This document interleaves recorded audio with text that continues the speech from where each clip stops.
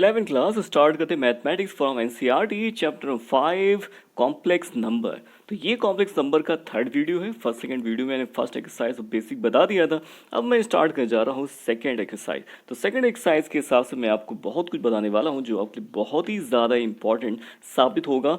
जैसे मैं आपको बताऊँगा आर्गुमेंट क्या होता है, पोलर फॉर्म क्या होती है, मॉड्यूलस क्या होता है, कॉन्जुगेट क्या होता है।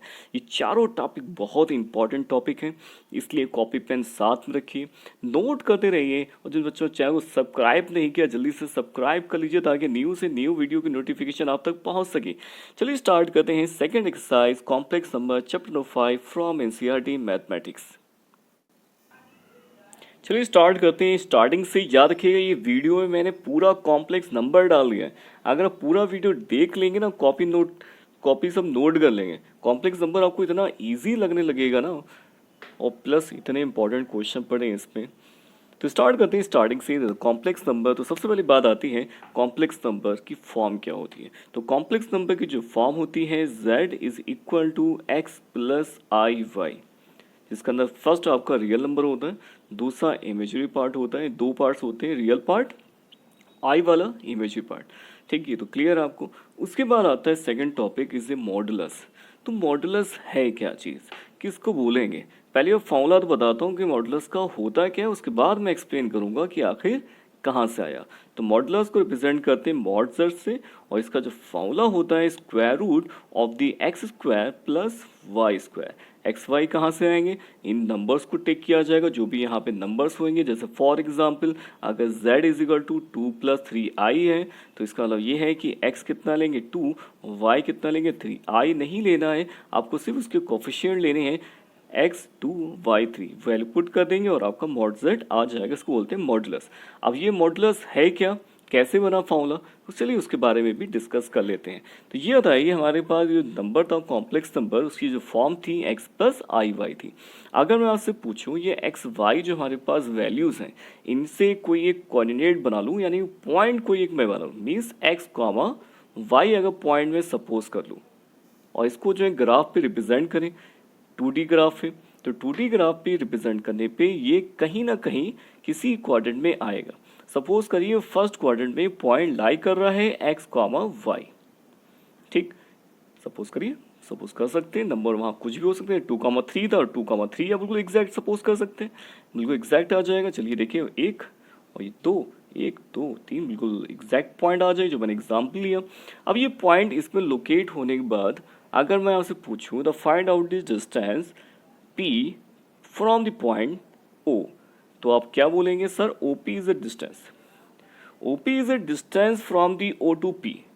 तो ये जो डिस्टेंस हमारी आ रही इस पॉइंट की, यही इसका मॉडुलस होता है। यानी कि मॉड z क्या चीज़ है, modulus is the distance from the point from origin. तो यानी कि हम लोग जानते हैं the distance between the 2 points निकालने का जो फॉर्मूला होता है, लास्ट ईयर पढ़ा था इसे 10 क्लास, वो क्या था, x2 minus x1 whole square plus का y1 माइनस का y2 होल स्क्वायर, ये फॉलो था। तो यानी x1 y1 क्या हो, 0 0 पुट कर देंगे, तो बाकी xy पुट करेंगे तो बचेगा क्या, x square plus y square. यही हमारा फॉर्मूला हो जाता है किसी से मॉडुलस का।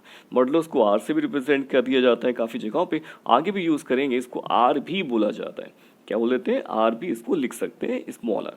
तो ये तो क्लियर हो गया मॉडुलस क्या चीज़ होती है। मॉडुलस एक डिस्टेंस है इस पॉइंट की, जो भी कॉम्प्लेक्स नंबर में आया था वो डिस्टेंस कहाँ से लेनी है, ओरिजिन से लेनी है, और इसका जो फॉर्मूला होता है square root of the x square plus y square. अब आते हैं नेक्स्ट टॉपिक इसे कॉन्जुगेट। तो कॉन्जुगेट वैसे काफ़ी साल से पढ़ते हुए आ रहे हैं कि भाई बीच का साइन बदल देते हैं और हमारा कॉन्जुगेट आ जाता है, वो कोई चेंज नहीं हुआ है, उसी तरह से इसका कॉन्जुगेट भी निकाला जाता है। लेकिन रिप्रेजेंट कैसे करते हैं वो यहाँ पे आपको सीखना है। तो ये कॉम्प्लेक्स नंबर हमारे पास दे रखा था, इसका कॉन्जुगेट निकालना है। इसके कॉन्जुगेट को रिप्रेजेंट किया जाता है इसके बार से। अगर बार ऊपर लगा हुआ है इसका मतलब ये है कि मैं उसका कॉन्जुगेट लिखने जा रहा हूँ। और कॉन्जुगेट लिखने का तरीका ये है कि आपको रियल पार्ट और इमेजी पार्ट, इनके बीच का साइन चेंज करना है। रियल और इमेजी पार्ट का मीन्स कितना हो जाएगा, x माइनस आई वाई, हो गया कॉन्जुगेट। बिल्कुल जो है ये इतना ही टॉपिक था। अगला टॉपिक जो आता है सबसे मेन आता है आर्गेंट प्लेन। ये सबसे मेन टॉपिक है जो आपको सीखना चाहिए, जो आपके लिए बहुत ही ज़रूरी है। और इसमें हम लोग यही सीखेंगे आखिर पोलर फॉर्म क्या होती है और आर्गूमेंट क्या होता है। तो सब कुछ सीखते हैं, स्टार्ट करते हैं। तो इसमें जो आर्गेंट प्लेन, तो आर्गन प्लेन के लिए हम लोग पास जानते हैं कि कॉम्प्लेक्स नंबर कई तरह के हो सकते हैं, जैसे 2+3i हो सकता है, z=5 मैथ्स का 4i हो सकता है। बहुत से हमारे पास कॉम्प्लेक्स नंबर हो सकते हैं। अगर इन सभी जो है मैं कॉम्प्लेक्स नंबरों से पॉइंट्स बना लूँ यानी कोऑर्डिनेट बना लूँ तो क्या क्या हो सकते हैं, 2,3 याद रखिएगा, रियल पार्ट इमेजिनरी पार्ट के कोफिशिएंट लेने हैं। सेकंड नंबर पॉइंट बना लूँ 4,4 तो कई तरह से पॉइंट बन जाएंगे। अगर मैं आपसे बोलूँ कि इनको जो है 2D ग्राफ पे रिप्रेजेंट करना है, जैसे अभी रिप्रेजेंट किया था 2D ग्राफ पे, तो ये 2D ग्राफ है, एक्स एक्सिस वाई एक्सिस, तो ये पॉइंट हमारे अलग अलग क्वाड्रेंट में आ सकते हैं। जैसे फॉर एग्जांपल फर्स्ट पॉइंट है 2,3, तो ये फर्स्ट क्वाड्रेंट में आएगा आपका। ये कैसे आएगा, फर्स्ट क्वाड्रेंट में हमारा ये आ जाएगा। और ऐसे सेकंड पॉइंट है 5,-4, तो यानी कि ये हमारा कहीं जो है किस पे आ जाएगा, फोर्थ क्वाड्रेंट में आ जाएगा। ठीक, तो ये जो पॉइंट्स का रिप्रेजेंटेशन जो है ग्राफ पे, कि ग्राफ पे इस कॉम्प्लेक्स नंबर के एक्स वाई कोऑर्डिनेट को टेक करके जो 2D ग्राफ पे रिप्रेजेंटेशन है एक्स वाई एक्सिस को, इसको बोलते हैं आर्गेंट प्लेन। क्या बोलते हैं इसको, आर्गेंट प्लेन बोलते हैं। आर्गेंट प्लेन इसको नाम दिया गया है। उसके बाद एक चीज़ और आती है पोलर फॉर्म, लेकिन पोलर फॉर्म से पहले आपको चीज़ पता होनी चाहिए आर्गुमेंट क्या होता है। क्या चीज़, बहुत मेन वर्ड आने वाला है, आर्गुमेंट। बहुत में इंपॉर्टेंट। तो आर्गुमेंट क्या चीज़ है, आर्गुमेंट एक एंगल है। अब ये एंगल आया कहाँ से, तो एंगल जो आया है यहाँ से। जैसे ये पॉइंट हमारे पास जो था एक्स वाई, जिसने जो है यहाँ से कुछ डिस्टेंस चली थी एक्स, यहाँ से डिस्टेंस ली थी वाई, जिससे ये हमारे पास ओपी लाइन ड्रॉ हो गई थी। ओपी लाइन जो है एक्स एक्सिस के साथ कोई एंगल जो है फॉर्म कर रही है। ये जो एंगल जो फॉर्म हो रहा है, इसी एंगल को हम लोग बोलते हैं आर्गुमेंट। लेकिन आर्गुमेंट की भी रेंज होती है कि कहाँ से कहाँ तक ये एंगल हमारा पॉसिबिलिटी में आया जाएगा। तो उसकी जो रेंज होती है, निगेटिव थीटा जो होगा हमारे पास निगेटिव पाई से प्लस पाई तक का ही होना चाहिए। याद रखिएगा, ये पूरा इंटरवल कितना है, 360 का एक इंटरवल होता है। उस इंटरवल में निगेटिव पाई से पाई के बीच में ही आर्गुमेंट की वैल्यू आनी चाहिए। निगेटिव पाई से कम नहीं होनी चाहिए और पाई से ज़्यादा नहीं होनी चाहिए। तो अगर ऐसा आता है तो उसको आर्गुमेंट एंगल माना जाएगा, मीन्स आर्गुमेंट माना जाएगा, वरना वो हमारा आर्गुमेंट नहीं होगा। क्यों, हर एक चीज़ रेंज होती है, रेंज के बाहर वो चीज़ नहीं जानी चाहिए। तो ये आर्गुमेंट जो होता है उसको लिखते हैं कैसे, ARG से लिखा जाता है of z is equal to theta, जो भी एंगल हमारे पास आएगा। ARG मीनिंग का मतलब होता है कि आर्गुमेंट किसका निकालना है, z का निकालना है, और मैंने फॉर एग्जांपल उसको थीटा रिप्रेजेंट किया गया है। तो आर्गुमेंट मीन्स एक ऐसा एंगल जो हमारे पास ओपी लाइन से कितना वो मूव कर रहा है, कितना वो मूव कर रहा है। अगर वो यहाँ पे आ गया तो वो हमारे पास ये सा एंगल हो जाएगा, लेकिन 180 से ज़्यादा नहीं होना चाहिए, मीन्स वो सा काउंट होगा ये सा एंगल। इसी तरह से फोर्थ क्वाड्रेंट में आ जाएंगे, जो थीटा एंगल बनेगा तो वो यहाँ से काउंट होगा, क्योंकि अगर इस डायरेक्शन में जाएंगे तो 180 ज़्यादा हो जाएगा। हम लोग निकालेंगे उसको क्लॉकवाइज। तो ये आर्गुमेंट आपका है। अब स्टार्ट करते हैं नेक्स्ट टॉपिक। अभी मैं पूरा बताऊंगा अभी कैसे निकालते हैं आर्गुमेंट, निकालना कैसे। अभी मैं सिर्फ बेसिक बता रहा हूँ आपको कि क्या क्या पॉइंट्स हैं यहाँ पे, फिर मैं क्वेश्चन लगा के सिखाऊंगा क्या क्या आर्गुमेंट निकालने का तरीका क्या होता है। अब मैं सिखाया जा रहा हूँ आपको पोलर फॉर्म क्या चीज़ है। तो पोलर फॉर्म जो आपके पास होती है, तो पोलर फॉर्म के लिए ये जो हमारे पास वैल्यूज़ हैं, अगर मैं इसको r लिख दूँ डिस्टेंस को, वो ये थीटा है। तो थीटा का अगर मैं वैल्यू निकालना चाहूँ कि sine theta is equal to क्या होता है, p/h, तो p कितना होगा y और h कितना होगा r। तो अगर यहाँ से y निकालूँ तो कितना आ जाएगा, r sine theta. Same as अगर मैं लगाऊं कॉस थीटा, जो जानते हैं b/h, b कितना है x और h कितना r, यहाँ से अगर x निकालूं तो r कॉस थीटा।